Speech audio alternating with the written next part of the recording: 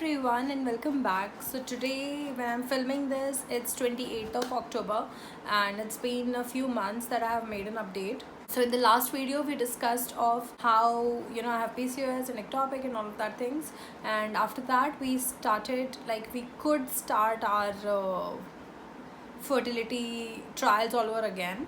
So starting in July I didn't get my periods, and then my doctor had to give me a withdrawal thing, and that month I was out. Then in August, thankfully I got my natural periods. After that August cycle I took letrozole 5 mg from day 3 to day 7. Also, I wanted to put out a disclaimer that first of all this video will be too much of information for few of you, and so if you don't like these terms or if it's too much for you, you can just opt out. That's totally fine. And secondly, whatever medication names I'm taking, please these are very intense medications, and you only have to see your doctor and then do whatever your doctor says. In no way this video is informing about what to do to try to have a baby. This is my journey and I'm sharing it with you all so that we all can help each other in some way or the other. So talking about my August cycle, I took letrozole 5 mg from day 3 to day 7 of my cycles, and then on day 10 my doctor asked me to go get a scan, so I'll be showing you all my scans. Okay, so this is my ultrasound report. So my cycle day was 14th of August, and on 23rd of August I went for my first scan. Now just a quick recap. So my left tube is not potent, only my right tube is potent because I had ectopic into my left tube. So now I can try only from right side, and by God's grace this cycle I had follicle on the right side, so I was very happy about it. So on 23rd 10th day of my cycle, follicle size was 17.9 and cumulus positive. It says cumulus positive, so what I think it means is that it contains an egg, so they can see this in the ultrasound if the follicle contains an egg or not, and this did. So I think this is that. I'm not really sure, but that's what I think. After that, lining was 6.69 mm, and then on 24th again it was 18.9, and the endometrium has increased to 8.17. Then on 25th, on 25th it was 21.2, and my endometrium was 8.89. so I think we triggered on 25th. So I triggered on day 12 of my cycle with my follicle being 21.2. So I took 5,000 units of HCG, and HUCOG we took of 5,000 units, and I was so super excited and happy that finally I'm able to try and all of that. And the follicle size was really good. It was 21.2 when we triggered, so I was super excited, and I was supposed to ovulate maximum within 72 hours. Okay, and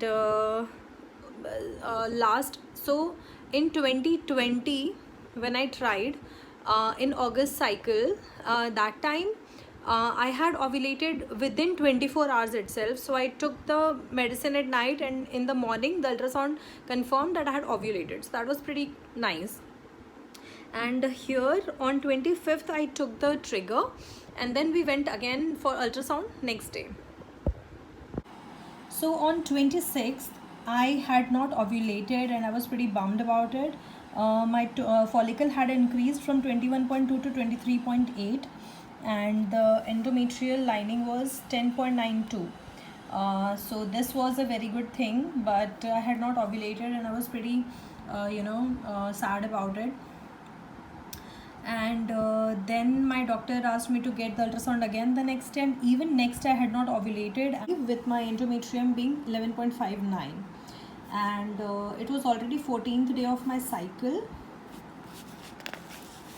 And even my ultrasound doctor was like, the 5,000 units won't do anything because it's too less for such a big follicle to rupture, so I should have taken 10,000 units, but my OB said that 5,000 should be enough for a single follicle rupture. So yeah, that is what was going on. We were very upset. I was very upset about the fact that I did not ovulate even after the trigger, and I was very nervous as well for my next cycles. What if I don't ovulate? Because सब अच्छा है, follicle बहुत अच्छा है, lining बहुत अच्छी है, but अगर आप ovulate ही नहीं कर रहे हो तो the egg is not dropping, there is no point of anything. That is the last and final step. ठीक है, ovulation हो गया, उसके बाद आप सब कुछ भगवान पे छोड़ दो, पर it's important to ovulate, right? Only then you can conceive. So yeah, I was out in August as well, and I was very sad about it. Then came the September cycle, and yes, I tested like a crazy human being in August, the ovulation tests. So this is my August cycle testing, ART cycle 2, which means assistive reproductive technology cycle 2. So we were about to go for IUI starting this cycle. It was going to be my first IUI, and so I had made a complete charting. On 14th I got my periods, and then we took letrozole from day 3 to day 7, and then from day 10 we went for follicle scan. And sorry, on 24th itself I took the ovulation induction. Yeah, and then this was my complete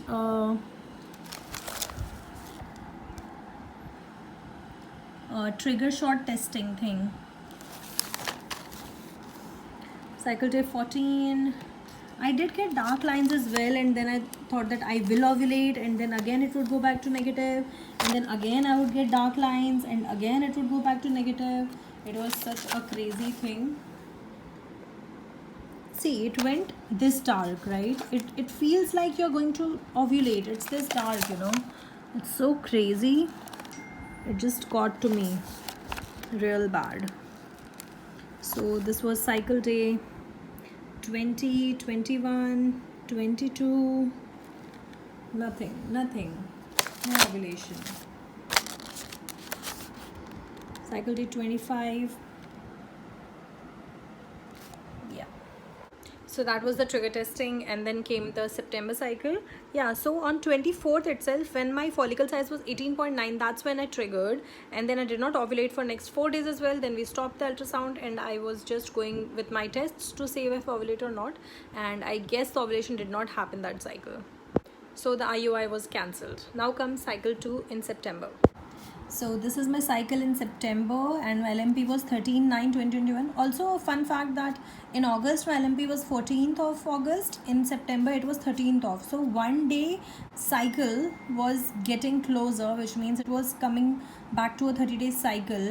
Usually I get a cycle of 35 to 40 days, but this time I think my cycle was getting shorter and shorter, so which is a good thing. Because ideally you should have a cycle of 28 to 30 days. Yeah.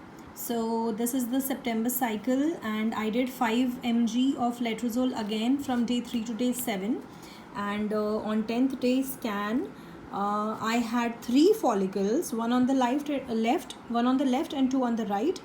So in right, one was 16.1, one was 16.3, and left it was 13.6. It was good vascularity, and my endometrium was 7.94.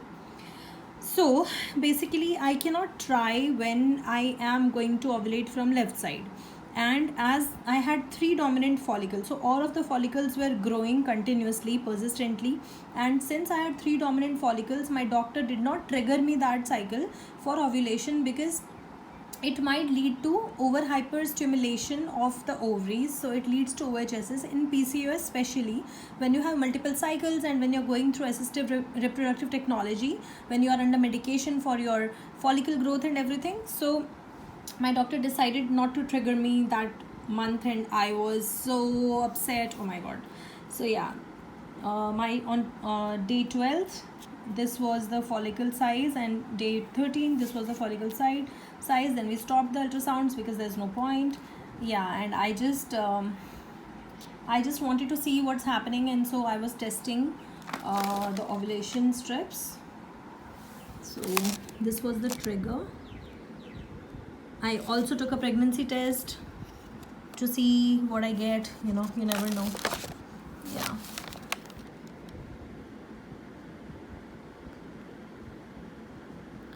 So I was extremely upset that my doctor has not triggered me, but then I was telling myself to have 100% faith in my OBGYN because she helped me a lot during ectopic. So I have 100% faith in her, and whatever she'll do, that will be the best for me. So this was this cycle. Now let's come to the October cycle. So August, I did not ovulate. In September, I had 3 dominant follicles. So my IUI was just getting procrastinated again and again every cycle, right? 2 cycles have already been wasted. Now in the 3rd cycle, October cycle, I got my periods on 12th of October. Like, it's so funny, right? That one day my cycle is getting closer, which is good.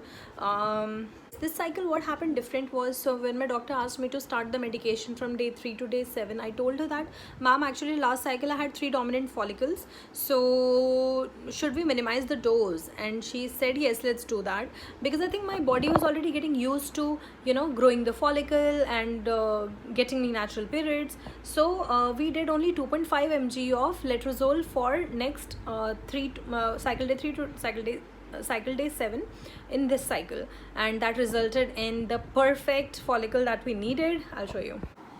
Okay, so in this cycle, on day 10, that was 21st of October, my follicle size was 20.6, just with 2.5 mg of letrose from day 3 to day 7, and the endometrial lining was 8.82. So on 22nd, actually my ultrasound doctor asked me to get the trigger when my follicle was already 20.6 on day 10, but my doctor said that let's wait for 24 hours and see if you're ovulating naturally. If not, then we'll do the trigger. So next day on 22nd, that is on day 11, my follicle size was 22.9 and endometrial lining was 10.18, and I had not ovulated naturally, so my doctor asked me to take the trigger of 5000 UCOG, right? So we did the trigger, and then we went for the ultrasound next day, that is cycle day 12, and I had not ovulated, and my follicle size was 24.3 already, and when your follicle reaches 30 it becomes a cyst and you have no chance of ovulation and all of that.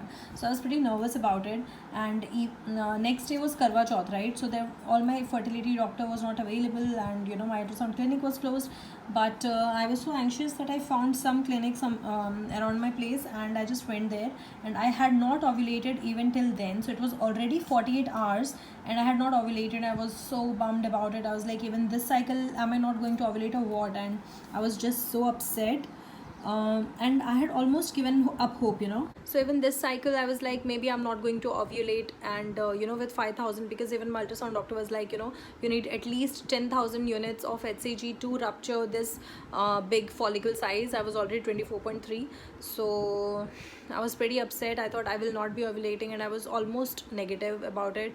I was very upset. I was not expecting to ovulate. Cycle day 14, I was about to go to my regular ultrasound clinic to see if the ovulation had happened, and I was like, even on the tests nothing was popping up, and I was like, maybe I have not ovulated, so whatever.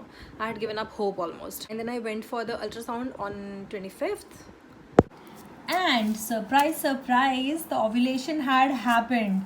I was not, so it was almost 72 hours that I had taken the trigger. It was almost 3 days, and I was like, if the ovulation had to happen, it would have happened within 48 hours, you know. 72 hours is a very long time, and even I was not getting anything on the ovulation test, so I was like, forget it, this cycle is also wasted.